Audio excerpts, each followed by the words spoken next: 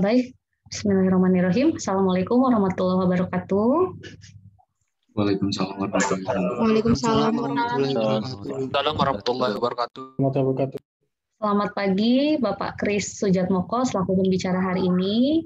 Selamat pagi Bapak Ibu dosen dan selamat pagi seluruh mahasiswa S1 Teknik Telekomunikasi pada mata kuliah Studium General hari ini. Baik, perkenalkan hari ini saya Sofia sebagai moderator.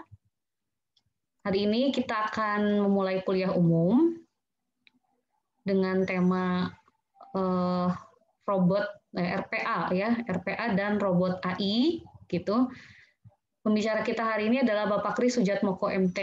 Beliau merupakan dosen di Prodi S1 Teknik Telekomunikasi. Nah, kemudian beliau juga merupakan UiPath Academy Alliance ya. Hari ini beliau akan membawakan materi kuliah umum yaitu RPA dan robot AI, solusi industri di tengah pandemi. Beliau juga merupakan direktur startup PT Robot Anak Indonesia atau Robot AI. Baik, untuk mempersingkat waktu, saya persilahkan kepada Bapak Kris untuk memulai materi perkuliahan. Silahkan, Pak Kris Sujatmoko. Baik, terima kasih Bu Sofi. Suara saya kedengaran? Sudah terdengar. Jelas. Baik, terima kasih. Kok ada back? Sebentar. Ada feedback. Ada feedback nggak, Ibu?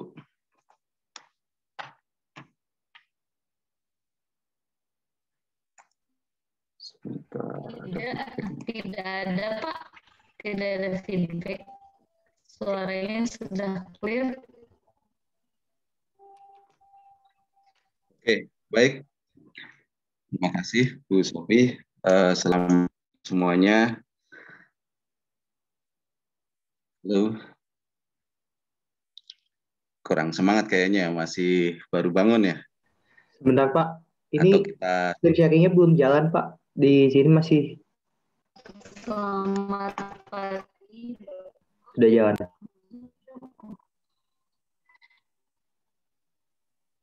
Oke, semangat pagi. Pagi. Iya, harus semangat pagi ya.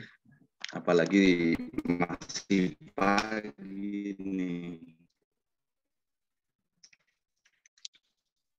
Sedangkan malam aja kita mengucapkan salamnya semangat pagi.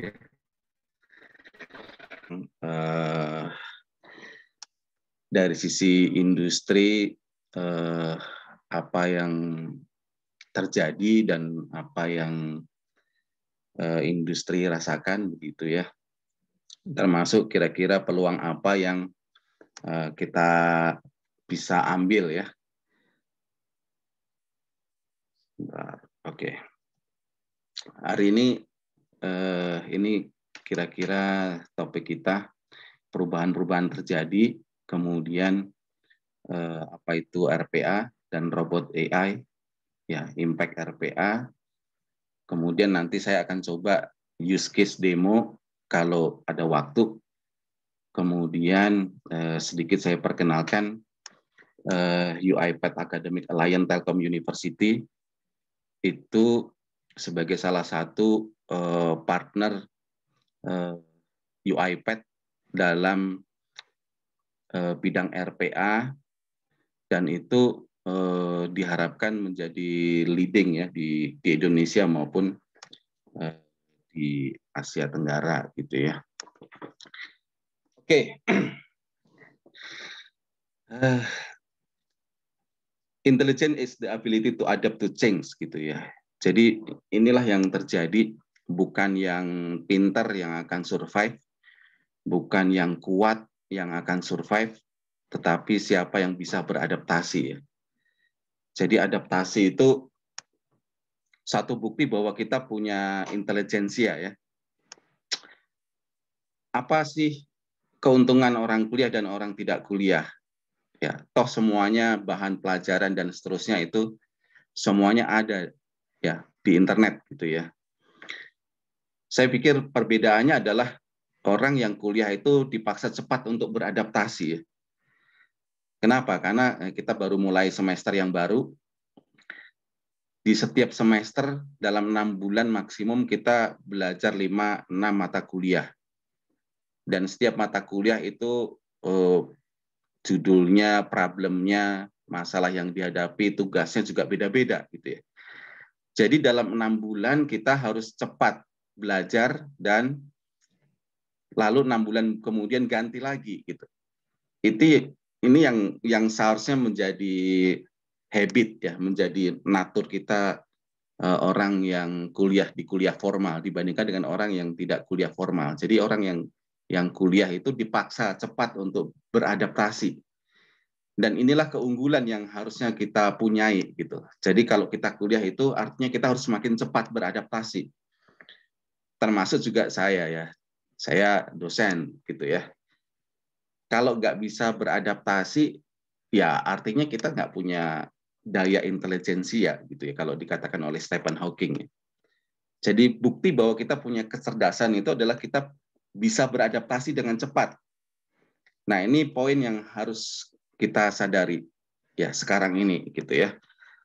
Jadi keuntungan kita kuliah ini, kita membayar mahal untuk kuliah ini adalah kita punya dididik untuk menjadi cepat untuk belajar, untuk cepat beradaptasi, cepat merespon perubahan. Nah, ini bukti bahwa kita punya intelijensia. Nah, keuntungan kita di orang telekomunikasi itu apa? Ya, jadi sekarang ini dunia kita itu berubah dengan cepat. Itu pelakunya, pelopornya itu orang telekomunikasi sebenarnya ya. Nah, di sini ada digital teknologi digital, atau kalau di perusahaan-perusahaan itu terkenal dengan istilah transformasi digital gitu ya. Jadi perusahaan yang tidak lari ke arah transformasi digital ya akan ketinggalan. Dan itu dipelopori oleh orang telekomunikasi sebenarnya. Ya, telekomunikasi kita ini sekarang ini bukan untuk komunikasi saja ya. Kalau dulu telekomunikasi itu untuk telco itu hanya untuk komunikasi gitu ya, mengirimkan informasi jarak jauh gitu ya. Sekarang ini telco itu untuk ke non telco gitu ya, non telco. Apa maksudnya non telco? Teknologi telekomunikasi yang merambah bidang-bidang yang bukan telekomunikasi lagi. Ya, contohnya apa ya? Sering saya contohkan kalau misalkan teknologi telekomunikasi yang menyentuh sektor transportasi misalnya ya, maka kita mengenal ada Gojek, ya, Grab dan seterusnya ya. Telekomunikasi yang menyentuh bidang perbankan misalnya ya, maka kita mengenal ada ratusan perusahaan fintech dan seterusnya. Ya, dan ini akan merambah ke bidang-bidang lain yang lain gitu. Nah, keuntungan kita orang telekomunikasi itu kita ada di ujung tombak yang mengetahui perubahan-perubahan apa yang akan terjadi di depan. Dan karena kita mengetahui apa yang terjadi di depan, maka kita bisa mengantisipasinya. Bayangkan teman-teman kita yang lain gitu ya, yang mereka tidak tahu arah pergerakan dunia ini kemana, misalnya ya dalam sektor hukum misalnya ya. Di negara-negara maju, sarjana hukum itu mudah, pekerjaan dalam bidang hukum ya katakanlah itu pengacara begitu ya, itu udah sangat banyak sekali berkurang. Kenapa? Karena itu semua bisa dikerjakan oleh robot AI ya. Karena kalau hukum itu kan menyangkut aturan-aturan yang tetap gitu ya. Case-case-nya juga pasti 80% case yang sama gitu. Jadi itu udah dirobotkan, udah bisa gitu. Ya, contohnya lagi misalnya di bidang akuntansi gitu ya. Nah, itu nanti saya tunjukkan. Bu Sri Mulyani mengatakan 5 tahun lagi profesi keuangan itu udah habis gitu. Nah, siapakah pelakunya? Pelakunya orang telekomunikasi sebenarnya, ya. Nah, jadi saya berharap mahasiswa di telekomunikasi itu spektrumnya luas, ya, spektrumnya luas. Ya, jangan hanya berharap, wah saya belajar telekomunikasi itu mau kerja di Telkom. Waduh, itu udah ketinggalan zaman begitu ya. Karena telekomunikasi sendiri, ya, perusahaan telekomunikasi itu bukan bertambah tapi bisa berkurang gitu ya. Ya, dulu di zaman tahun 2000 sekitar 2010 sampai 2015 itu ada 12 operator telekomunikasi ya. Tapi sekarang tinggal 5. Ya, dulu ada Bakri Telekom, Sampurna Telekom gitu ya. Mungkin Anda nggak kenal gitu ya. Dan mereka sekarang sudah tidak ada lagi gitu. Oke. Nah, digitalisasi ini menjadi poin yang penting di perusahaan ya. Transformasi ke arah digital. Semua perusahaan larinya ke sana. Kenapa? Karena hampir semua pelanggan itu lari ke arah digital gitu. Ya, kalau dari data katakanlah pelanggan seluler kita yang pakai yang pengguna seluler mungkin sudah di atas 300 juta. Ya, kemudian yang mempergunakan akses internet ya kira-kira 180 juta ya. Jadi mayoritas pelanggan itu lari ke arah digital. Nah, disinilah kenapa dunia kita itu makin cepat ya. Di sini ada yang kita kenal sebagai three fundamental law of digital technology. Yang pertama ini kenapa segala sesuatu berubah cepat itu didukung oleh processing ya, prosesor gitu ya. Ini dikenal dengan ada Moore's law. Ya, Morse itu pendiri Intel ya. Kemudian dari sisi komunikasi bagaimana informasi itu bisa dikirimkan ya. Itu ada Butter's law. Ya, kemudian dari sisi media penyimpanan itu ada Creeder's law ya. Creeders itu di media penyimpanan ya Seagate, Kingston gitu ya. Kalau di Butter itu pendiri perusahaan yang fiber optik. Nah, yang menarik di sini Moore's Law mengatakan dari tahun 70-an berdirinya Intel, ya Intel Insight begitu ya. Dari tahun 70-an itu dia mengatakan bahwa kecepatan mikroprosesor itu meningkat 2 kali dalam 2 tahun ya kira-kira ini. Jadi kecepatannya itu meningkat 2 kali dalam 2 tahun. Nah, karena meningkat 2 kali dalam 2 tahun, kalau kita hitung dari tahun 70 sampai 2020 katakanlah ya, sudah 50 tahun. Pertanyaannya, kalau kita bandingkan dengan kecepatan prosesor tahun 70-an, berapa kali kecepatannya dibandingkan dengan kecepatan mikroprosesor sekarang dibanding tahun 70-an? Ya, kalau meningkat dalam 2 kali, dalam 2 tahun. Kecepatannya meningkat 2 kali lipat dalam 2 tahun. Berarti ini 2 pangkat 25 kira-kira. Nah, 2 pangkat 25, coba nanti dihitung pakai kalkulator ya. Kira-kira ini 33 juta kali kecepatannya. Nah, ini seberapa cepat sih? Nah, ini yang menarik ini adalah pertanyaan kapan kecepatan mikroprosesor itu sama dengan kecepatan otak manusia gitu ya. Kira-kira kapan? Nah, kalau Moore's Law ini masih berlaku, ya prediksinya tahun 2019 itu kecepatan mikroprosesor, kecepatan chip, ya kecepatan prosesor itu sama dengan kecepatan otak manusia. Artinya apa? Di tahun 2021 ini kecepatan otak kita itu lebih lambat setengahnya dibandingkan dengan kecepatan mikroprosesor. Nah, jadi kalau sekarang kalau kita bicara ya bagaimana pemrosesan informasi ya manusia itu sekarang kalau dari sisi kecepatannya mungkin lebih lambat daripada kecepatan komputer gitu.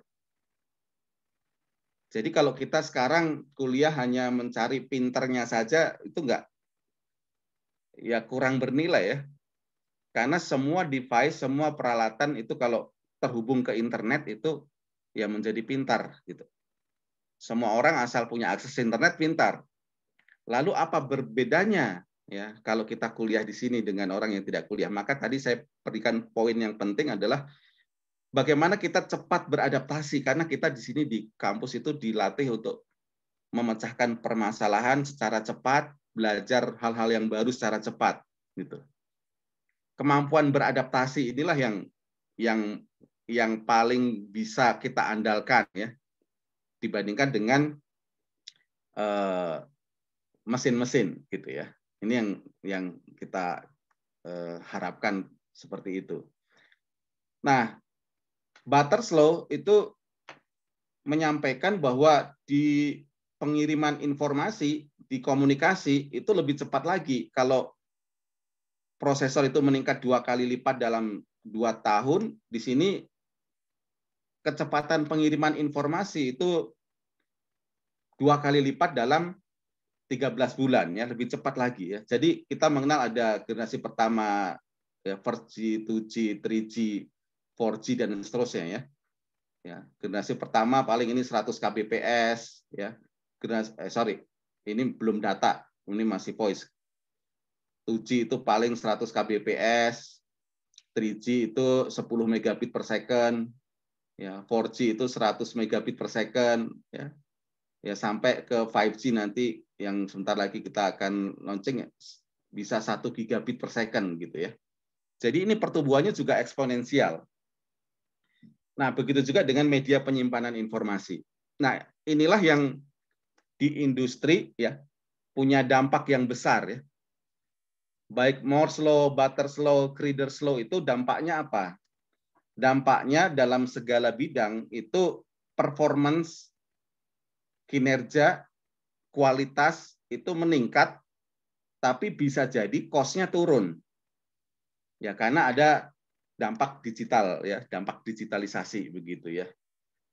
Ya, contohnya ya kalau dalam bidang pendidikan misalnya ya, sebenarnya semua katakanlah kalau dari sisi kualitas ya termasuk juga kita sekarang ini ya mendeliver kuliah online gitu ya, secara kualitas mungkin baik ya, tepat waktu kalau dari sisi kualitas dibandingkan dengan kalau kita harus datang ke kampus gitu ya. Ya, sangat efisien gitu ya. Cost-nya sangat murah gitu. Jauh lebih murah gitu. Ini adalah dampak teknologi juga. Kita bisa bayangkan kalau kejadian kita saat ini itu katakanlah pandemi 10 tahun yang lalu gitu. Itu nggak mungkin terjadi hal yang demikian gitu ya. Jadi dalam aspek apapun nanti kalau kita menjual produk ya, produk itu makin lama dituntut makin baik, tapi belum tentu harganya naik. Ya, termasuk juga katakanlah kita katakanlah di telekomunikasi jualan jasa paket internet gitu ya. Paket internet kita makin lama kalau dari sisi pelanggan dituntut kecepatannya makin tinggi, ya, tapi harga nggak bisa naik gitu. Ya, ini satu faktor ya. Termasuk juga dalam bidang sektor sumber daya manusia gitu ya. Jadi kita ini ya untuk sektor sumber daya manusia kita dituntut untuk memiliki produktivitas yang makin tinggi. Ya, produktivitas kita harus makin tinggi. Tapi bisa jadi ya cost-nya, bayarannya, gajinya nggak bisa makin tinggi. Nah, ini yang menarik gitu ya. Ya, kita kalau sekarang di katakanlah work from home gitu ya. Kita ini sebenarnya sudah jauh performance jauh lebih baik gitu ya. Kenapa? Ya kita bekerja kalau dulu kita ke kantor mungkin jam 8 sampai jam 5 sore gitu selesai. Tapi sekarang kita bekerja 24 jam ya. Nah, itu performansnya makin tinggi tapi nggak bisa gaji naik. Sekarang saja bisa dapat pekerjaan sudah syukur gitu. Contohnya seperti itu. Nah, ini hal-hal yang seperti ini yang perlu kita sadari ya. Nah, industri kita ini menghadapi berbagai macam tekanan yang sebenarnya luar biasa ya kalau saya memandang dari sisi sektor industri ya. Pertama, teknologi itu cepat sekali berkembang gitu ya. Kalau di telekomunikasi ada 2G, 3G, 4G, ya belum selesai digelar muncul 5G, belum selesai ini sebelum izinnya aja belum keluar sudah muncul lagi 6G dan seterusnya ya. Oke, kemudian di industri itu dipaksa untuk growth. Nggak ada cerita perusahaan walaupun situasinya bagaimanapun ya, nggak ada perusahaan yang tidak menginginkan growth gitu. Ya, jadi semua perusahaan ya itu menginginkan setiap tahun itu ada tuh pertumbuhan, tidak peduli situasinya bagaimanapun. Kalau ada perusahaan yang targetnya itu tidak growth, ya pasti sahamnya anjlok, ya board of director-nya pasti diganti, ya seperti itu. Kemudian market saturasi, ya telekomunikasi misalnya, pelanggannya udah 300 juta, jumlah penduduk cuma 275 juta. Ini mau masarin kemana lagi gitu? Ini contoh saturasi ya. Belum lagi terkait dengan regulasi compliant gitu ya. Contohnya misalnya ya beberapa bulan yang lalu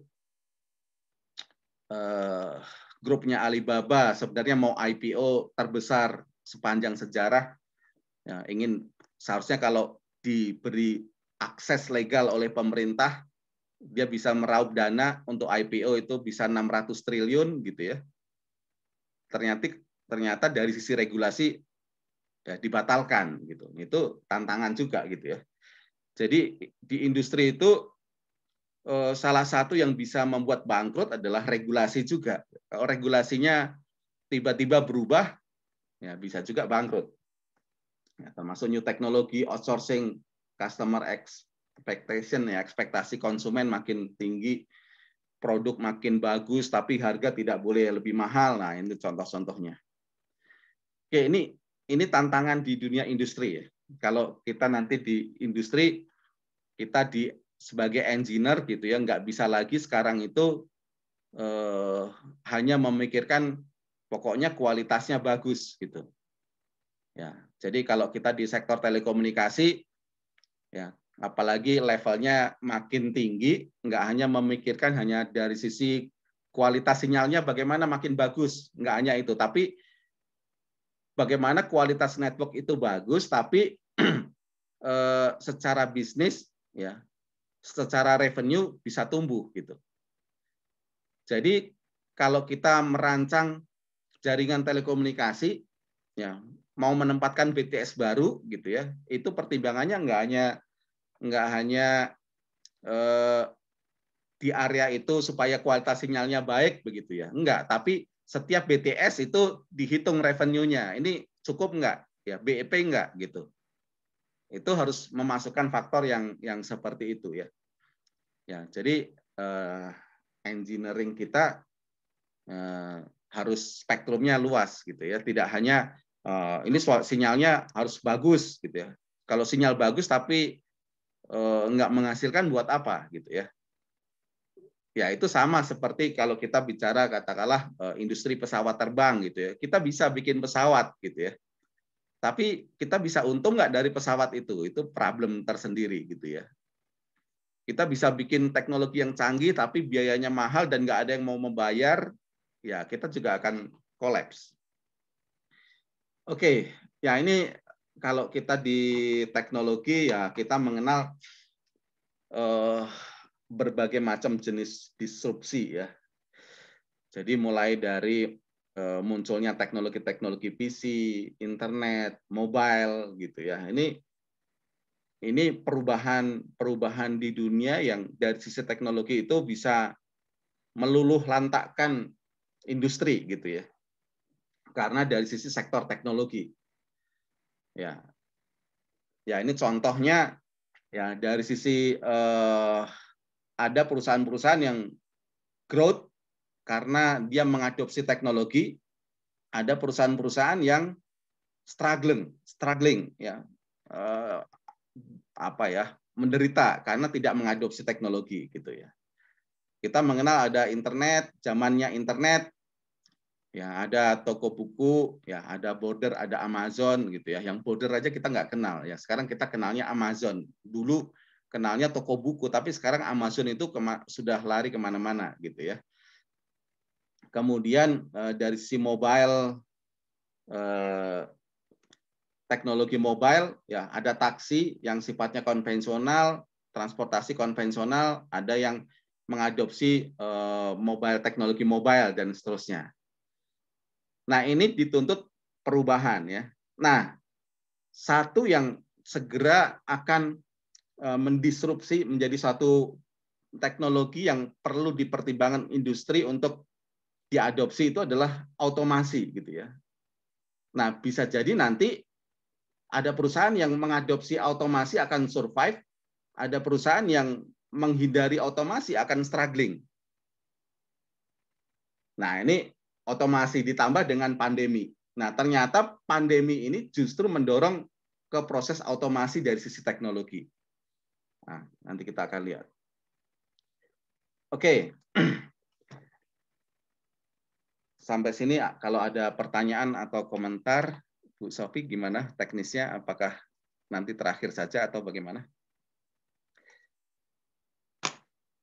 Kalau belum ada, sambil nanti bisa dikirimkan pertanyaan via chat gitu ya. Nah, saya ingin jelaskan dulu ya, nanti sambil menunggu pertanyaan ya. Ini Daniel Dines, itu CEO dari UiPath. Dia katakan ya, if Bill Gates said ya, kalau dulu Bill Gates itu berkata a computer on every desk ya, berarti di setiap meja itu dulunya Bill Gates berharap ada setiap meja itu ada komputer gitu ya. Dan apakah ini terbukti? Iya, terbukti ya.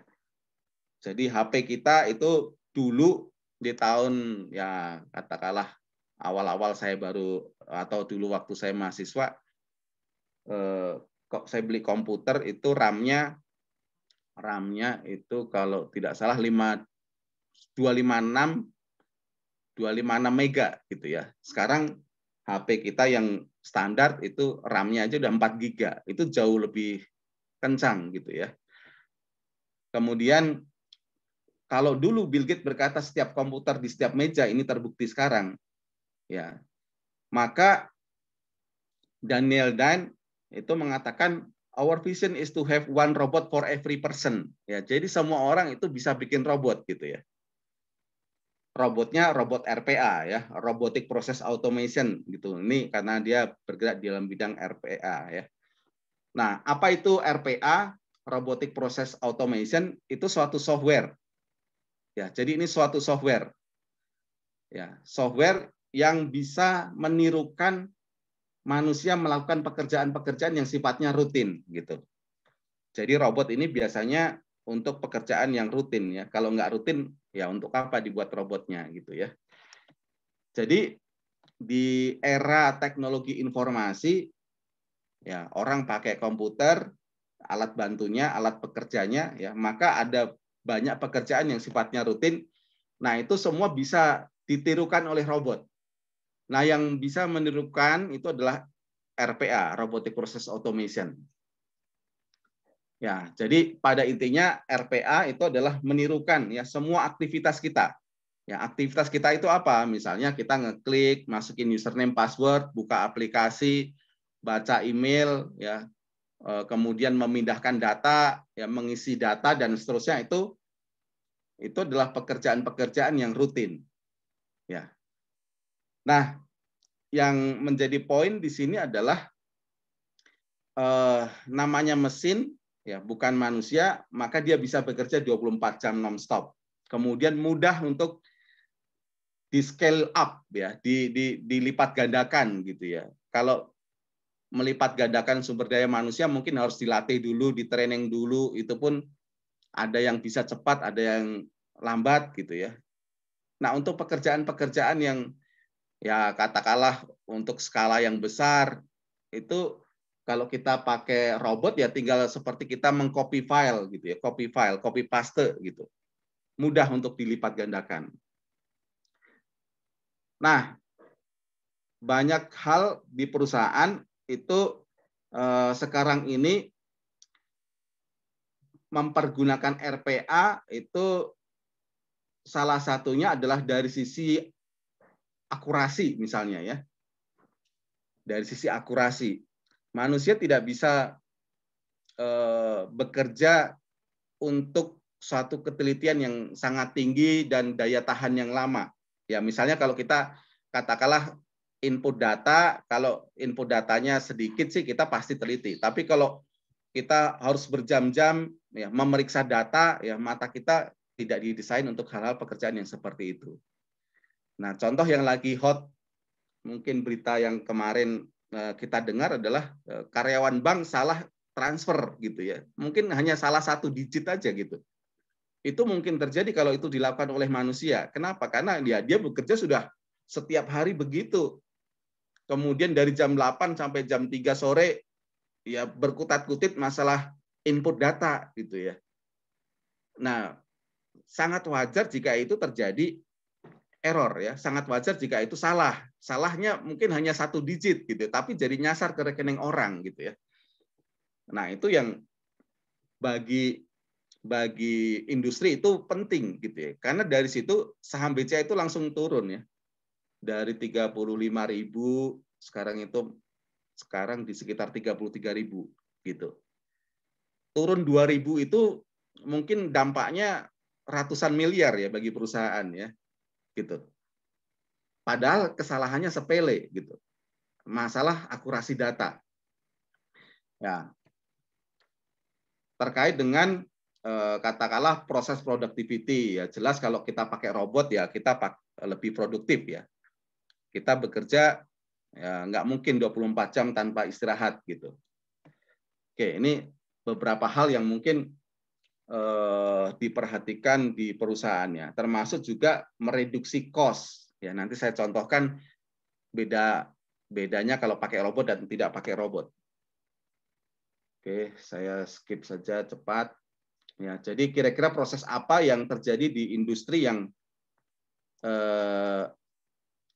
memerlukan implementasi RPA?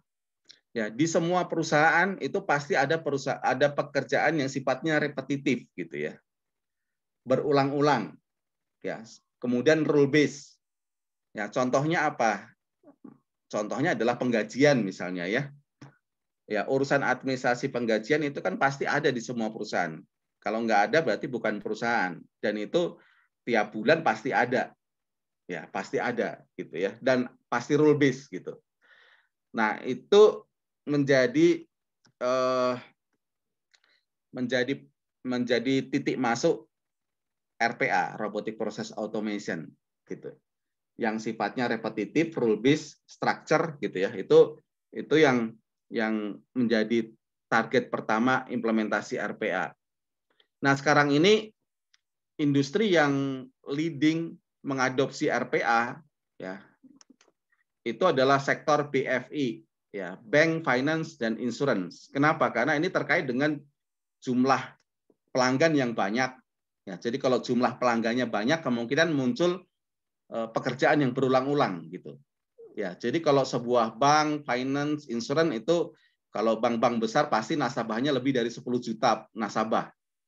Kalau 10 juta nasabah, ya katakanlah berarti katakanlah di masa pandemi ini, katakanlah banyak orang mengajukan penundaan kredit gitu ya. Kalau 1% saja dari nasabah itu, saya dengar kemarin bukan 1% ya, sekitar 20% yang mengajukan penundaannya. Kalau 20% berarti ada 2 juta aplikasi yang harus diproses gitu.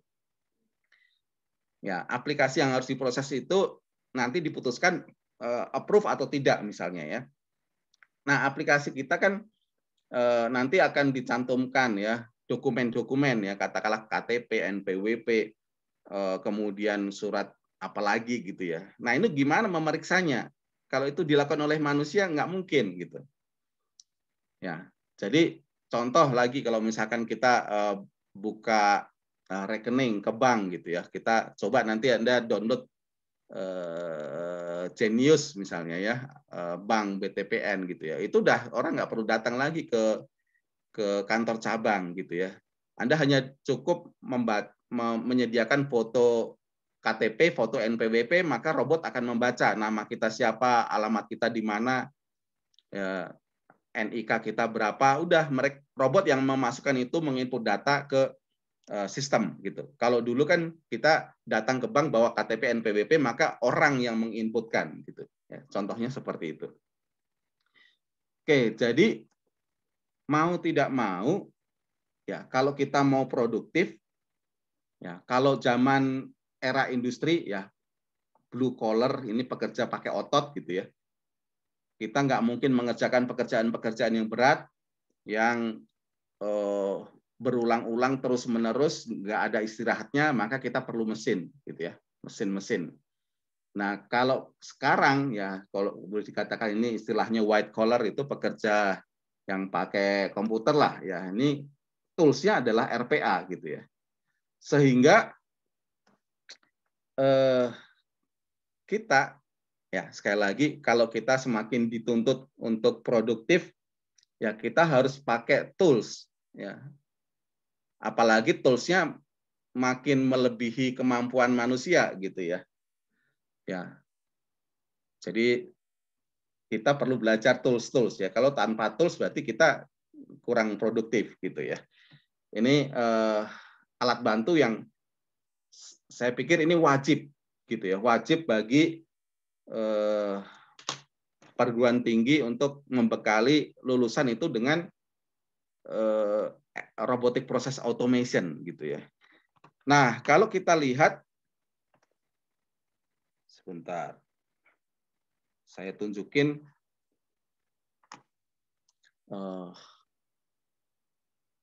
ini ya. Ini perguruan tinggi yang memberikan atau menyampaikan RPA. Ya, paling banyak itu India, ya, India itu 300 perguruan tinggi lebih ya mengimplementasikan RPA ke dalam kurikulum. Berikutnya Cina. Ya, Cina itu ada sekitar 150 perguruan tinggi. Ya, dan ini majoringnya beda-beda ya. Ada politeknik, finance, economic, IT, ya hampir semua gitu ya. Kita bisa membayangkan ya bahwa di masa saat ini gitu ya, lulusan-lulusan perguruan tinggi itu udah siap namanya membuat robot dan mengimplementasikan robot gitu ya. Bahkan nanti kalau bisa saya contohkan nanti dalam 15 menit Anda bisa bikin robot gitu ya. Oke, ini saya kejar-kejaran dengan waktu. Jadi Cina, India ya, India penduduknya 1,1 miliar ya, Cina 1,3 miliar gitu ya. Dan mereka sudah siap dengan melipat gandakan robot dan bisa bekerja ke seluruh dunia gitu. Ada perusahaan manufaktur ya yang cukup terkenal ya, Toyota gitu ya. Tanya ke saya, Pak, saya mau belajar RPA. Saya tanya, kenapa? Kan kalau robot fisikal kan masuk akal ya. Toyota mengimplementasikan robot untuk membuat kendaraan gitu ya. Tapi ini ada kan robot software gitu, saya tanya. Kenapa Bapak mau belajar RPA? Karena kita sudah mengimplementasikan RPA itu dari tahun 2017, Pak. Terus siapa yang bikin? Orang India gitu. Terus kemana orang Indianya nggak ada di Indonesia? Nggak ada, Pak. Jadi robot itu bisa jalan, dikendalikan di orang India, jalan sampai sekarang gitu. Nah, kita bisa membayangkan ya. Jadi India dengan penduduk 1,1 miliar, Cina dengan 1,3 miliar, bisa jadi di zaman pandemi ini mobilitas terbatas, orang nggak datang tapi robotnya jalan dan bekerja dan kita nggak tahu. Ya, dan kita hanya bengong-bengong saja kemana pekerjaannya. Sementara kalau kita lihat nggak ada namanya, ya mulai berkurang ya mobilitas ya orang India dan orang Cina gitu. Nah, ini yang menarik ya. Jadi di sini India, Cina ada banyak sekali. Majoringnya hampir semua jurusan gitu ya mengimplementasikan kurikulum ke dalam kurikulumnya gitu ya. Nah, Indonesia hanya beberapa ya. Yang paling leadernya memang harus kita gitu ya. Oke. Ini sebagai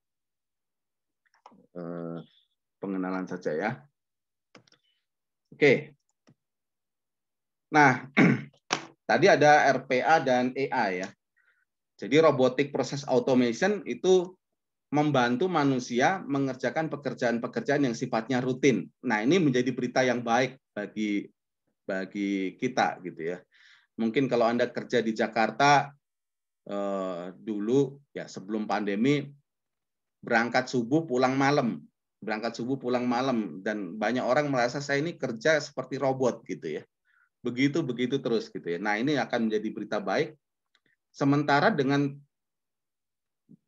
adanya three fundamental law of digital technology tadi, ya kemampuan prosesor, kemampuan komunikasi, kemampuan media penyimpanan, ya mulai muncul sekarang yang lagi ngetrend juga itu AI ya, artificial intelligence. Ya, jadi tidak hanya mengerjakan pekerjaan-pekerjaan yang sifatnya rutin, ya, tapi sudah mulai merambah pekerjaan-pekerjaan yang dilakukan oleh manusia ya, yaitu apa? Mengambil keputusan, ya, mengkoordinasikan, ya, membuat klasifikasi gitu ya dan seterusnya. Dan ini kemampuan AI makin lama juga meningkat dengan seiring dengan tiga fundamental law tadi ya. Dari sisi prosesor, dari sisi kecepatan pengiriman informasi, dan dari sisi media penyimpanan. Ya. Nah, apa yang bisa dilakukan oleh robot? Ya, ini tadi sudah saya contohkan ya. Login ke berbagai macam aplikasi, memindahkan file, ya, baca database, ambil data, ya, connect ke berbagai API, ekstrak konten dari dokumen, PDF, email, dan seterusnya ya. Nah, satu poin yang mungkin Anda juga harus hati-hati sekarang itu adalah kalau perusahaan sekarang buka lowongan ya, itu yang lamar kan banyak ya, karena apa? Karena mudah ya. Sekarang ngirim lowongan, ngirim lamaran itu kan hanya kirim CV gitu ya. Nah, kalau perusahaan buka lowongan yang ngirim ratusan dan ribuan, itu gimana memprosesnya orang HRD gitu. Orang HRD nggak mungkin periksa satu-satu. Ya. Yang bisa dilakukan adalah udah pakai robot. Nah, kalau pakai robot, maka tinggal robot diminta untuk membaca email dan membaca attachment, ya, kemudian pakai keyword tertentu, ya, di CV kita ada keyword tertentu atau tidak. Kalau sesuai dengan keywordnya, maka CV kita akan dimasukkan ke satu folder, gitu ya. Kalau nggak sesuai, lewat. Nah, artinya apa? Seringkali nih, fresh graduate itu ngirim lamaran, CV-nya itu sama. Ya, di-apply ke berbagai macam lowongan, tapi ininya sama, nggak melihat requirement-nya seperti apa, gitu ya. Jadi, kalau bisa, ketika Anda bikin lamaran CV, gitu ya, itu lihat dulu requirement-nya apa, dan tonjolkan yang sesuai dengan requirement gitu ya, sehingga nanti keyword-nya muncul gitu, sehingga robot kalau baca keyword-nya muncul, CV Anda dimasukin ke satu folder gitu. Kalau keyword-nya nggak ada ya Anda nanti selalu dilewat oleh robot gitu. Oke, ini mungkin yang salah satu contoh ya. Oke, jadi ini ada banyak sekali pekerjaan. Nah, tipe robot nanti akan ada robot attended dan robot unattended. Attended itu bekerja sama dengan orang, unattended dia jalan sendiri tanpa di-trigger oleh manusia gitu ya. Nah, implementasinya nanti bergantung pada jenis pekerjaannya ya, apakah masih perlu interaksi dengan manusia atau tidak gitu ya. Kalau terkait dengan hal-hal yang kritikal atau terkait dengan hal-hal yang bisa jadi kebijakan itu berubah, maka masih perlu interaksi dengan manusia. Tapi kalau sudah rutin, rule based, ya, kemudian tidak sistemnya stabil gitu ya, sistemnya sudah stabil, maka robot sendiri bisa jalan gitu ya, tanpa bantuan manusia. Nah, di industri yang lagi ngetren itu adalah hyper automation gitu ya. Hyper automation itu otomasi untuk semua bidang, ya, semua bidang pekerjaan gitu ya. Bahkan mulai dari kita mencari pekerjaan apa yang cocok untuk diotomasi itu juga diotomasikan gitu ya. Ya, menarik ya. Mencari pekerjaan apa yang bisa diotomasikan itu sudah otomatis ada gitu. Sampai kita mengukur ya kinerja robot ya, sama seperti kalau kita memonitor kinerja BTS kita katakanlah yang ada di Papua gitu ya. Kita bisa monitoring seperti itu.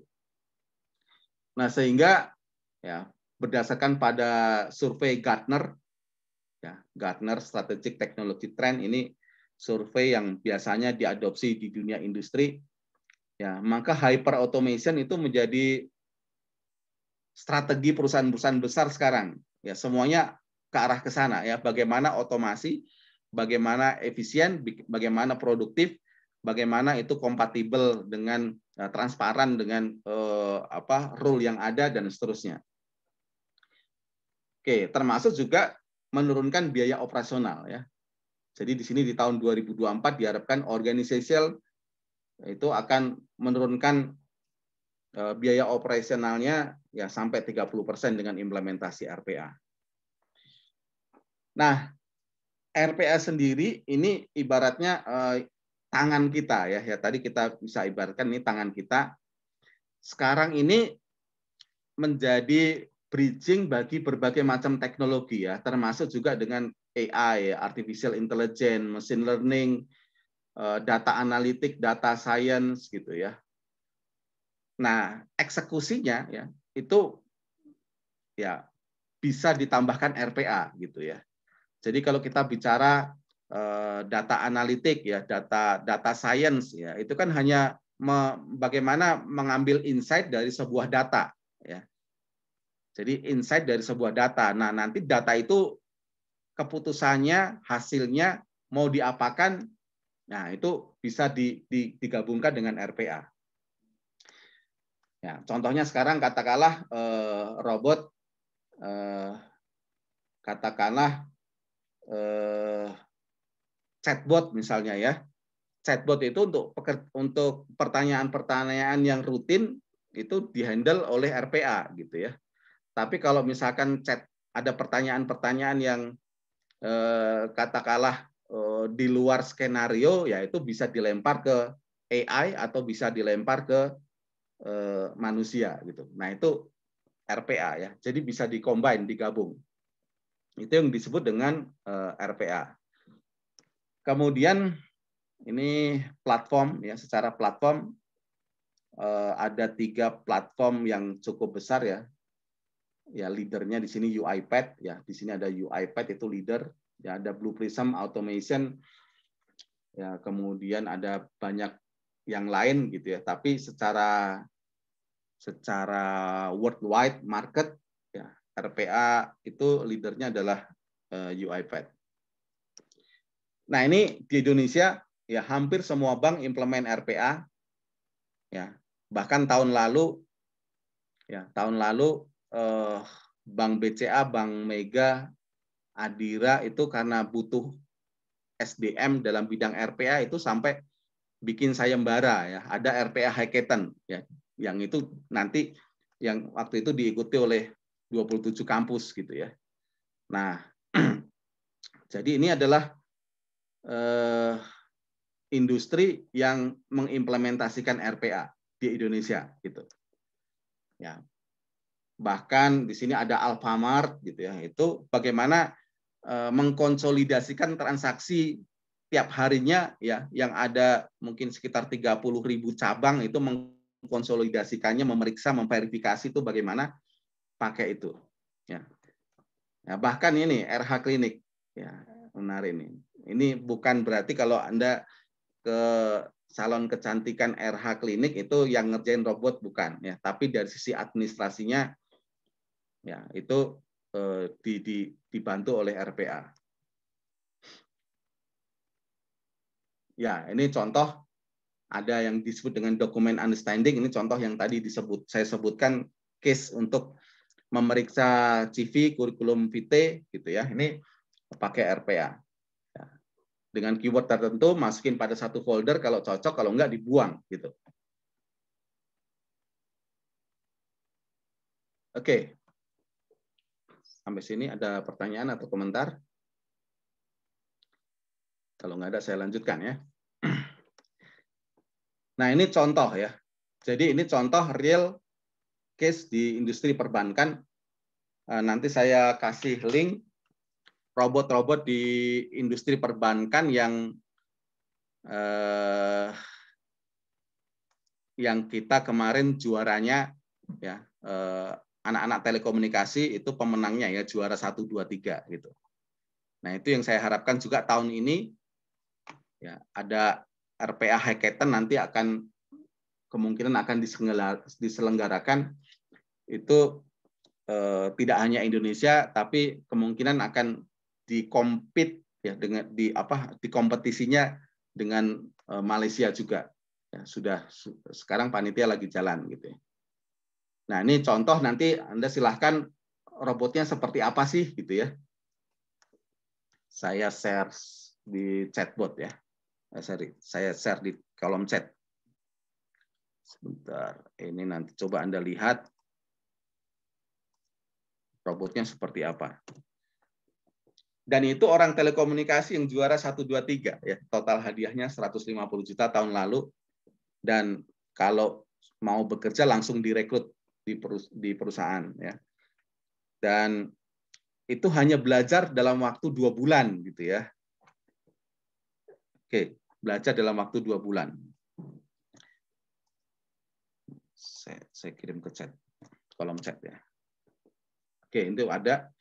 Jadi ini satu contoh ya, di perbankan misalnya ya, ada proses, kalau ini bukan di perbankan ya, tapi ini di suatu lembaga finance gitu ya. Jadi kalau misalkan seseorang membayar gitu ya, membayar kemudian ya katakanlah membayar cicilan misalnya ya, atau membayar premi misalnya ya. Nanti ada admin yang memeriksa hari ini siapa saja yang membayar, lalu dari situ nanti akan diperiksa ya apakah nilainya sama ya yang dibayarkan dengan yang menjadi tagihannya ya, diverifikasi, lalu diinputkan ke sistem mereka ya, dari input itu kemudian keluar bukti bahwa pelanggan tersebut sudah membayar gitu ya. Nah, ini kira-kira volumenya untuk perusahaan asuransi itu 800 transaksi setiap bulan ya, satu transaksi kira-kira butuh 15 menit, sehingga dalam waktu 1 bulan butuh 200 jam untuk mengerjakan ini. Nah, ini kemudian dirobotkan misalnya ya. Satu transaksi sekarang hanya 30 detik kalau itu dirobotkan. Berarti ya kalau ini dalam 1 bulan ya, dalam 1 bulan 30 detik setengah menit hanya butuh waktu ya kira-kira 7 jam. Ya, jadi bayangkan dari 200 jam per bulan menjadi hanya 7 jam gitu ya. Nah, tidak hanya itu ya, kalau ini dikerjakan oleh manusia butuh waktu 200 jam ya. Sedangkan manusia itu jamnya jam kerja gitu ya. Katakanlah 8 jam per hari gitu. Padahal robot bisa kerja 24 jam sehari. Ya. Jadi efisiensinya luar biasa ya. Efisiensinya luar biasa. Kemudian nah kalau dari sisi perhitungan cost gitu ya. Ini hitung-hitungannya kalau ini full time employee di Indonesia atau Vietnam ya kira-kira $400 ya kira-kira 6 juta rupiah per bulan. Ya, ini satu orang, belum lagi asuransi, belum lagi BPJS dan seterusnya, transportasi dan seterusnya ya. Nah, jadi kira-kira ini kalau dikerjakan oleh orang, katakanlah butuh 1 orang, kalau dikerjakan oleh robot, ya 1 robot memang ya kira-kira nilainya sama, ini license-nya per tahun sekian biayanya. Cuma 1 robot itu dia hanya mengerjakan 6 jam dalam sebulan 7 jam dalam sebulan ya, maka dia bisa mengerjakan hal-hal yang lain yang jauh lebih produktif gitu. Ya, apalagi kalau ini kita mau scale up mudah ya. Kalau mau kita katakanlah ada satu pekerjaan di industri, pekerjaannya melonjak tajam, ya tinggal tambahkan robotnya ya. Kalau dikerjakan oleh orang mungkin ini nggak bisa. Oke, ini berita-berita tahun 2019 ya. Ini yang tadi saya ceritakan ya, Bu Sri Mulyani 5 tahun lagi profesi keuangan digantikan robot. Eselon 3, eselon 4 digantikan oleh robot. Ini November 2019 ya. Sekarang sudah 2021 kita tanya, Pak mana robotnya? Kok nggak ada? Kita lihat di pemerintahan nggak ada robotnya. Nah, robotnya adalah robot software ya. Cuma wartawan masih mengatakan menampilkan kalau robot itu bentuknya ya ada bentuk fisiknya gitu. Nah, ini research McKinsey ya, automation and future work ya in Indonesia ya, bukan di belahan dunia lain gitu ya. Ini survei yang dilakukan oleh McKinsey di perusahaan-perusahaan di Indonesia ya. Report ini dikeluarkan tahun 2019 ya. Di report ini dinyatakan bahwa kira-kira 16% pekerjaan saat ini itu akan diotomasi ya.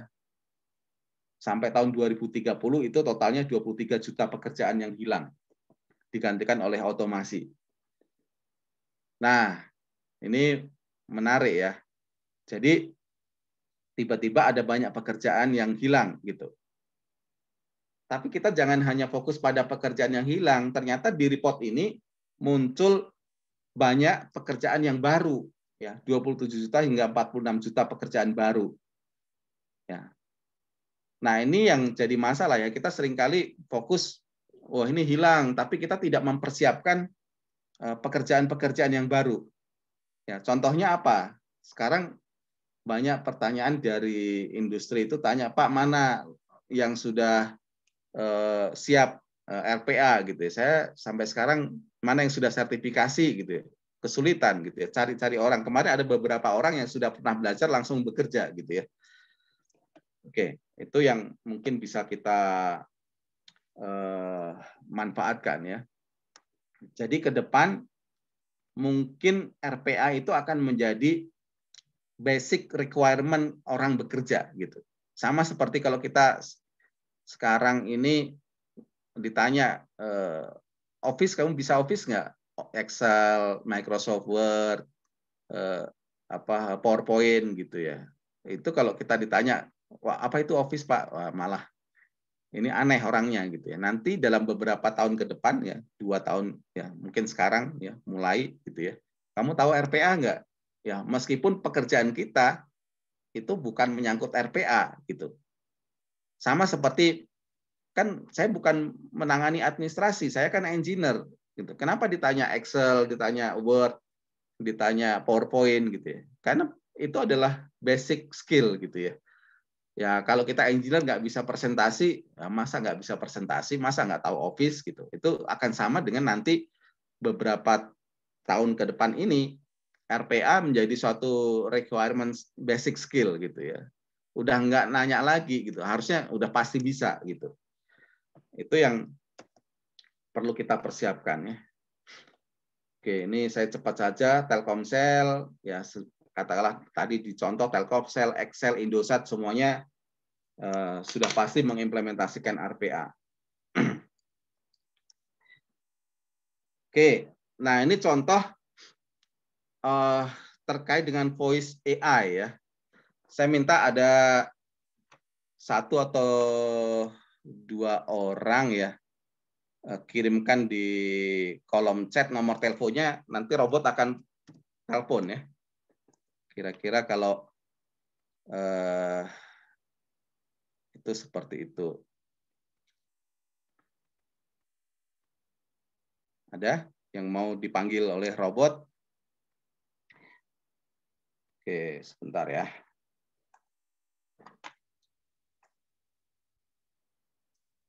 Nah, kalau ini robot AI ya.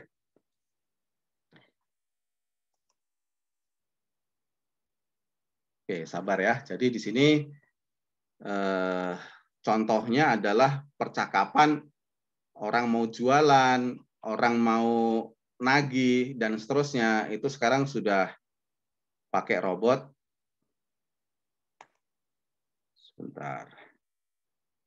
Ya, ini ada use case. Oke, sebentar.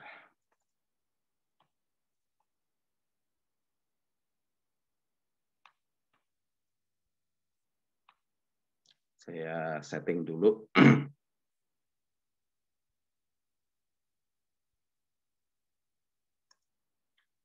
Ada satu contoh, 2 saja udah cukup ya. Oke. Nah, nanti kira-kira percakapannya seperti ini. Sebentar.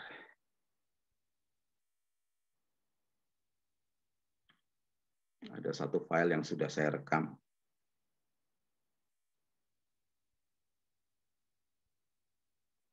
Sebentar ya, maaf nih.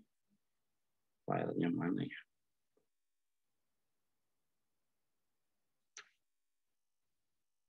Oke, sebentar.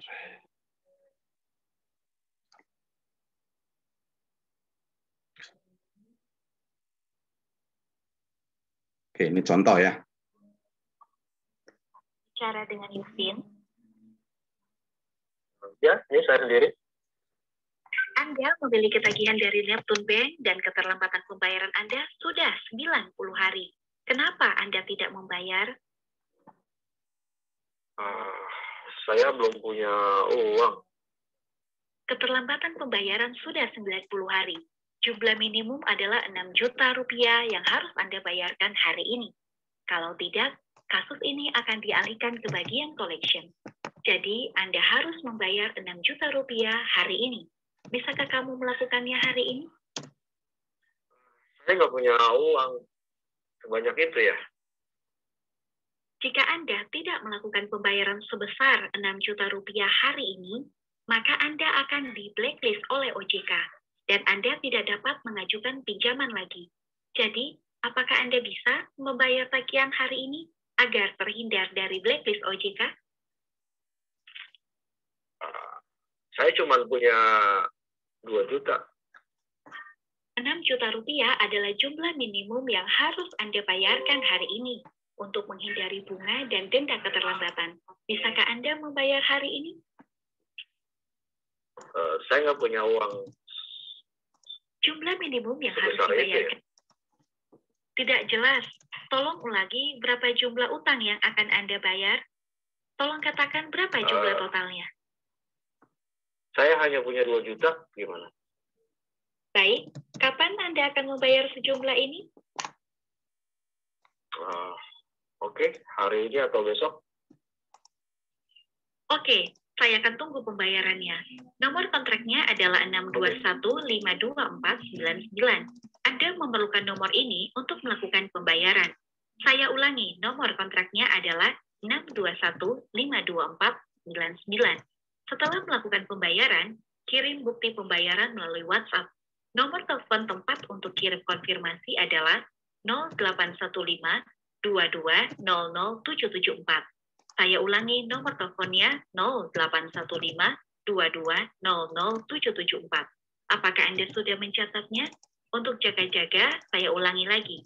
Nomor teleponnya adalah 0815 22000774. Oke, ini contoh ya, contoh percakapan. Nah, jadi contohnya itu sudah caranya sebenarnya di balik ini itu ada minimal kira-kira 500 sampel percakapan gitu ya, yang sudah terrecord di industri, apakah itu collection, penagihan, atau jualan gitu ya. Nah, pilih percakapan yang sudah berhasil ya, probabilitas berhasil gitu ya.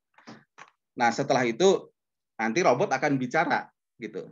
Nah, ini yang voice AI ya. Jadi kita sudah mungkin sudah sedikit sulit membedakan apakah itu robot atau orang ya gitu ya. Oke, ini tadi nomor yang sudah disampaikan contohnya ya. Tadi ada Irfan ya, 1122 053. 053 itu sudah. Kemudian Irfannya 0811 2299011. Satu lagi Raditya ya, Raditya 2116499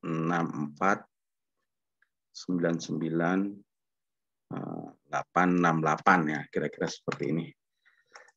Oke, saya save. Saya save di musik aja biar ini SG RAI. Oke, musik. Nah, nanti tinggal jadi perusahaan tinggal upload aja, maka dia akan menelponin orang satu persatu gitu. Nah, oke, upload.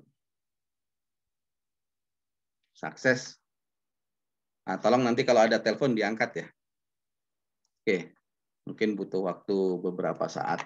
Nah, kira-kira seperti itu contohnya nanti untuk customer service, ya, jualan produk, melakukan survei, rekrutmen. Nah, itu bisa pakai namanya voice AI. Oke, nanti siapa yang ditelepon tolong diangkat dan unmute ya. Nah, saya bicara sekarang masih ada waktu ya.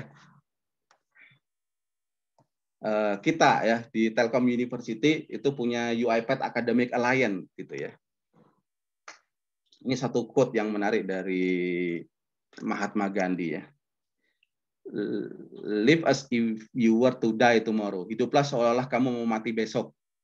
Ya, kalau mau mati besok, kita mau ngapain? Ya, harusnya lakukan yang terbaik sekarang, hari ini gitu ya. Jangan tunda-tunda besok gitu ya.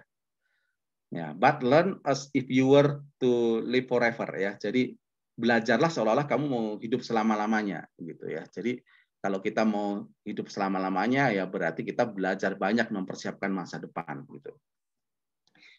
Nah, ini bedanya India sama Indonesia ya. Tadi India itu sangat antusias sekali dalam RPA. Kenapa? Karena tenaga outsourcing terbesar IT di dunia sekarang ini orang India. Dan kalau tenaga IT outsourcing itu kemudian muncul teknologi robot, maka itu bisa menggeser mereka. Maka mau tidak mau nggak ada pilihan yang mereka harus menguasai RPA gitu. Nah, di tahun lalu ya ini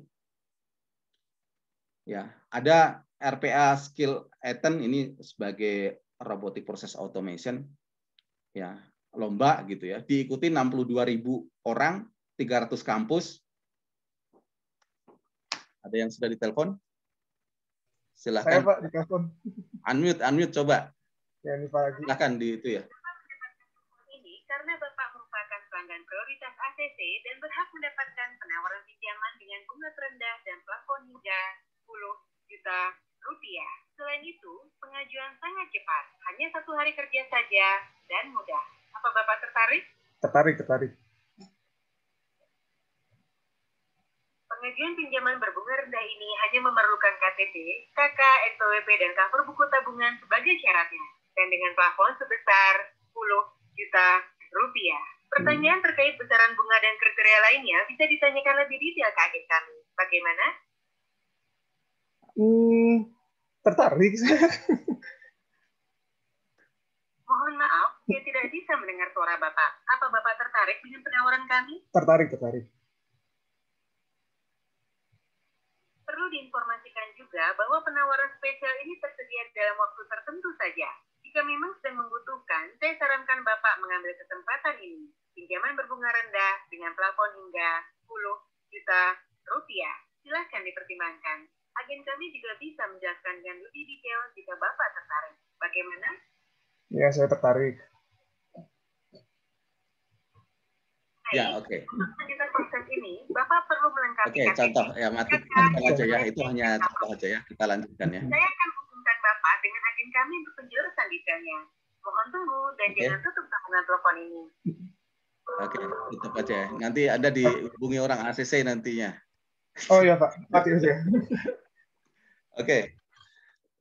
Nah, kembali lagi ke sini ya. Jadi itu contoh ya. Jadi nanti ya jangan heran sekarang banyak orang jualan itu robot yang kerja gitu ya. Karena kalau orang kan emosi gitu ya. Kalau kita main-main emosi di kita si orang yang nelpon kan. Tapi kalau robot dia akan terus berjuang sampai apa yang dimaksud itu, yang didesain itu dapat gitu. Nah, kalau orang kan kadang kita maki-maki mungkin langsung ini ya, langsung orangnya yang nelpon salesnya jadi bete gitu ya. Kalau robot kan tenang aja dia gitu. Kalau nggak ngerti, maaf saya tidak mengerti apa yang Anda ucapkan gitu ya. Ya itu contoh-contoh yang seperti itu. Nah, dari situ nanti di collection ya. Ada dia nanti akan masukin data, oh ternyata siapa tadi Mas Raditya itu tertarik. Nah, nanti kemudian diproses ke data berikutnya gitu. Contohnya seperti itu. Nah, itu yang voice AI ya. Nah, kemudian ini kita bicara India dan Indonesia ya. Di Indonesia, di India ini nggak ada hadiahnya loh. Yang pesertanya 62.000. Di Indonesia dikasih hadiah ya. Kemudian langsung direkrut perusahaan ya. Kemudian dibimbing oleh mentor-mentor gitu ya. Kemudian dapat hadiah lagi ya, total 150 juta. Tapi yang ikut berapa? Kemarin itu yang ikut totalnya yang masuk seleksi hanya 66 orang gitu ya. Dari sedikit lah yang ikut.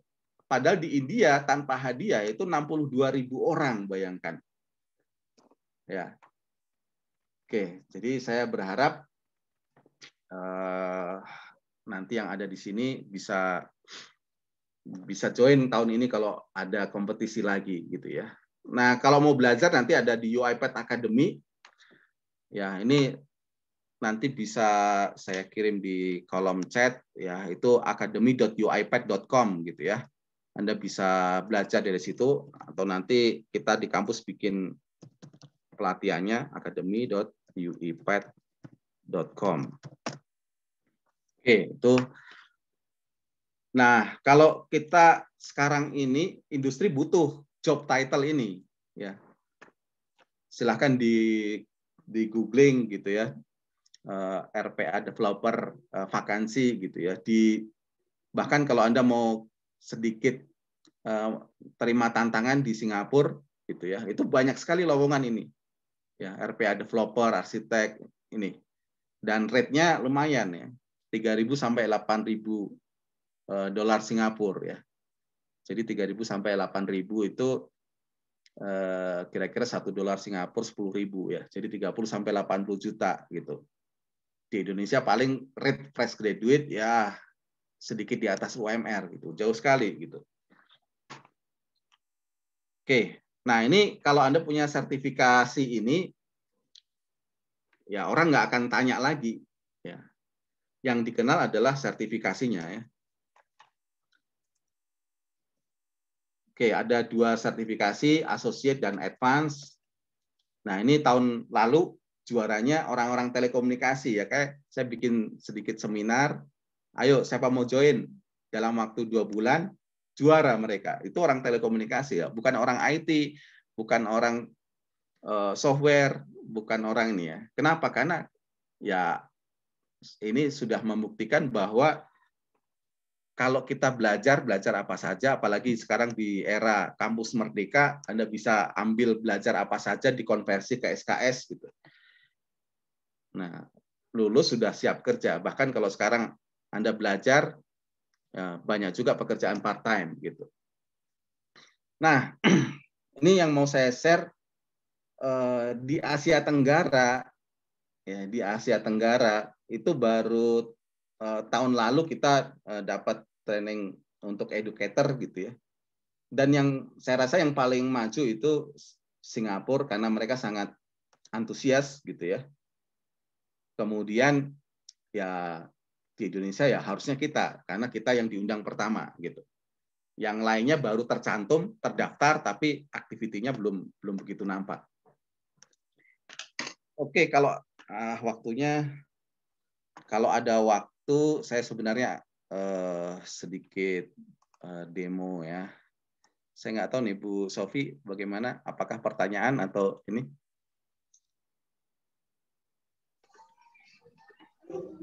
Boleh, Bapak. Ini kebetulan masih ada waktu sekitar 13 menit. Mungkin 2 penanya cukup atau 1, Pak ya?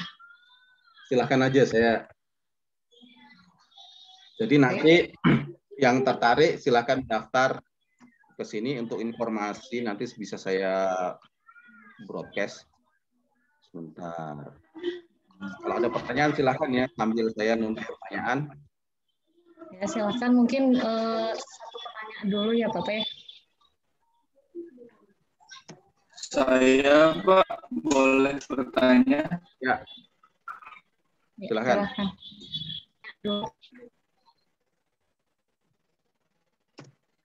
Di zaman sekarang,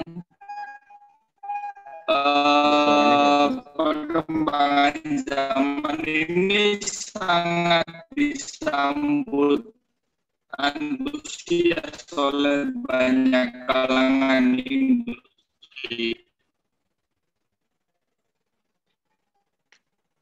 Suaranya. Namun suaranya putus-putus ya, seperti robot. Ahmad Taufik, maaf.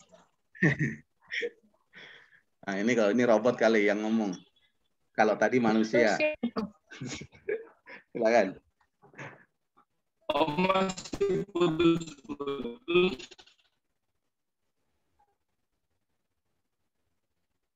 Duh.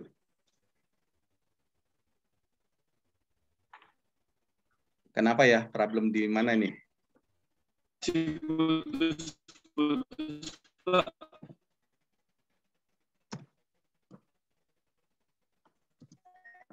Ini putus-putus, Pak. Udah lumayan cukup. Silakan.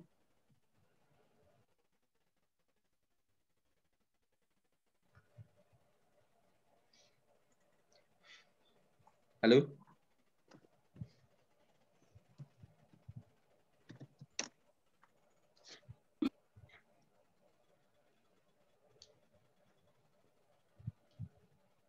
Ya di chat aja kalau yang suaranya putus-putus silakan, atau ke pertanyaan berikutnya sambil yang lain bisa kirim pertanyaan di kolom chat. Ya boleh. Ahmad Taufik mungkin di chat saja ya bertanyanya.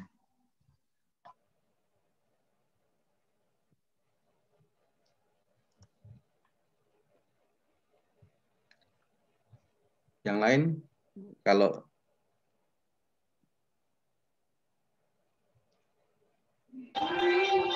ada lagi yang mau bertanya sambil menunggu? Selamat siang Pak, ingin bertanya. Ya silahkan.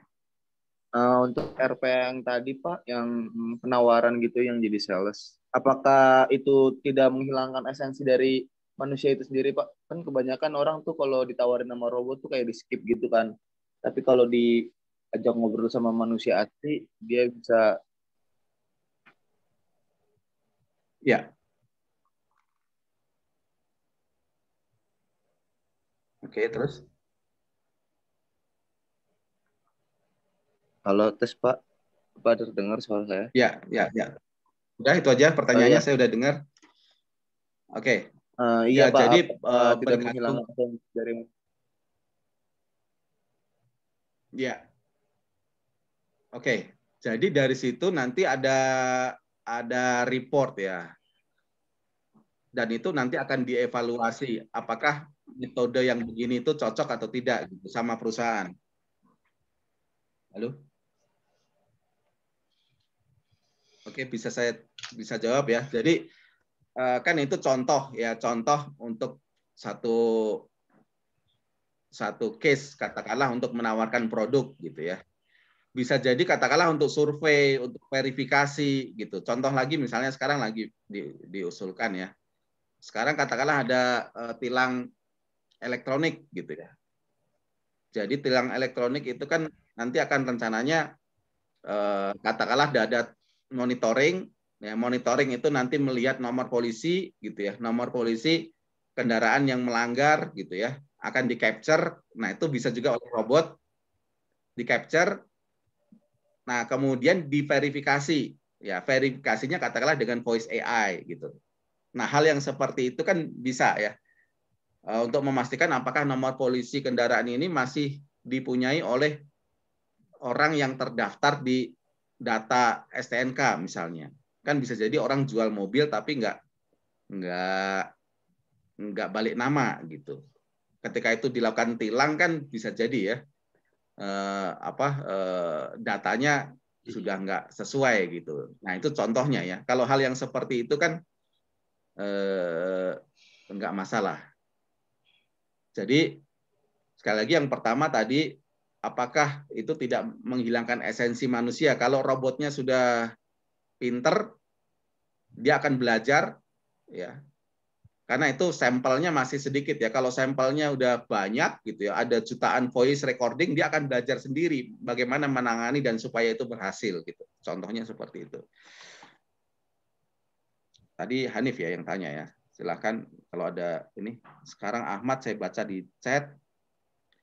Seiring perkembangan zaman, perkembangan teknologi banyak disambut oleh kalangan industri. Adakah ketakutan atau kelemahan yang masih menjadi bahan pertimbangan bagi para pengguna teknologi kebocoran data? Oke. Jadi yang pertama,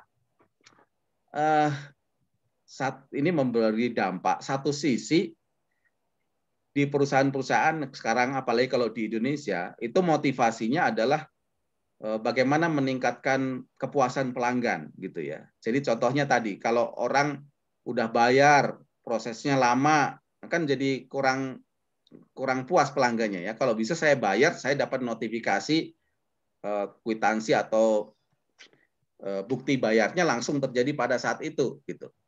Yang kedua, nggak ada kesalahan data ya, nggak ada salah transfer gitu ya. Fokus perusahaannya di situ.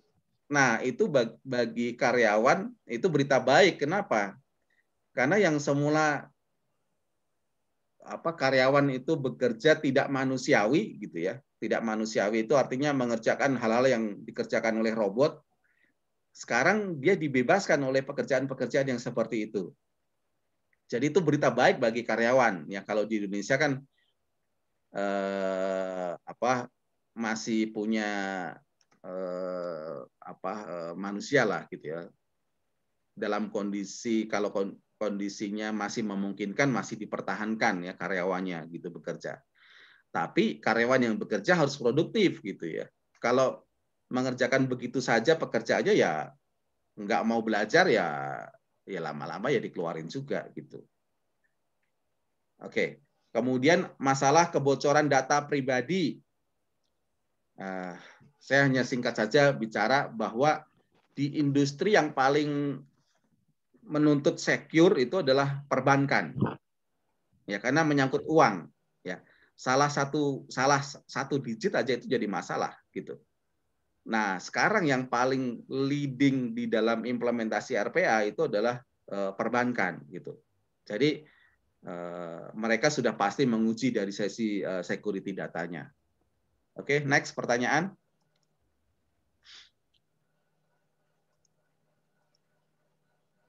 Sin bertanya, Oliver, kemampuan apa yang dibutuhkan oleh kami mahasiswa Telco apabila tertarik? Oke.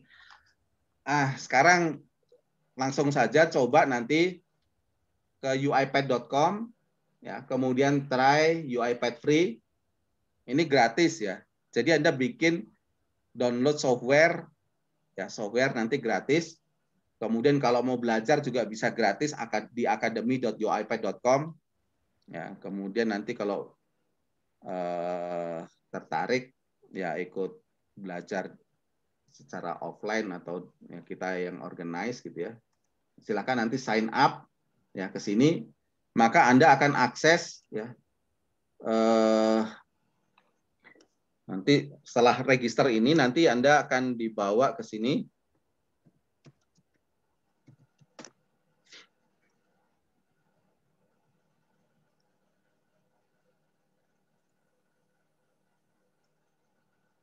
Oke, login ke sini. Ini perusahaan saya.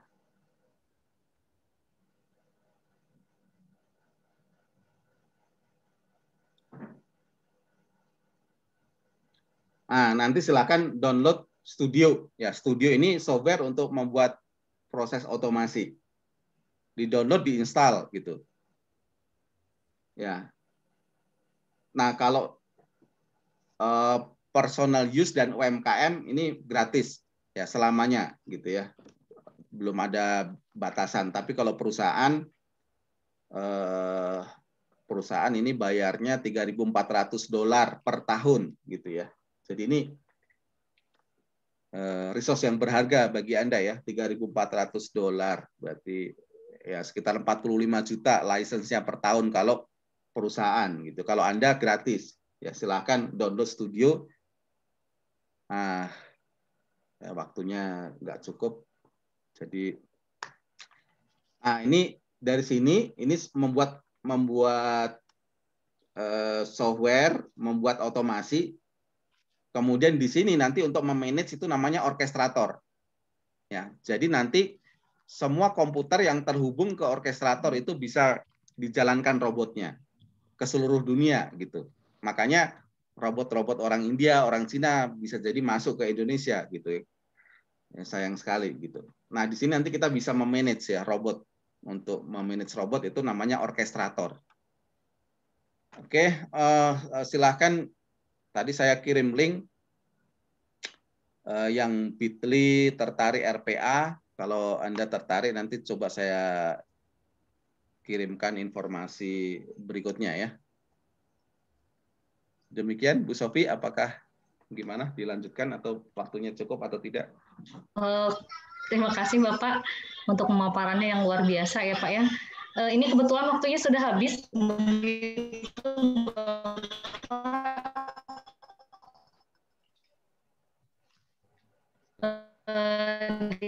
dikarenakan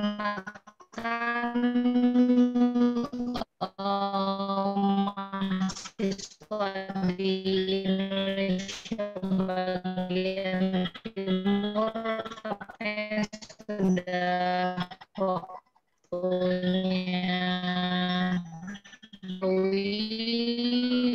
BTV yang tadi ya Pak ya.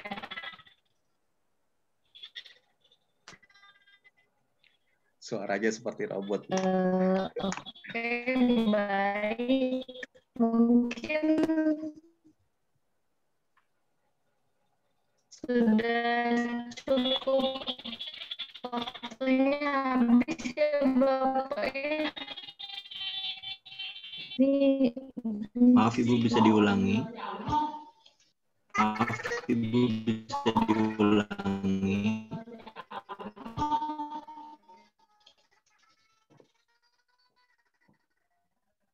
Oh iya. Waktunya sudah habis. Mohon maaf Bu, suaranya ini apa namanya? Putus-putus.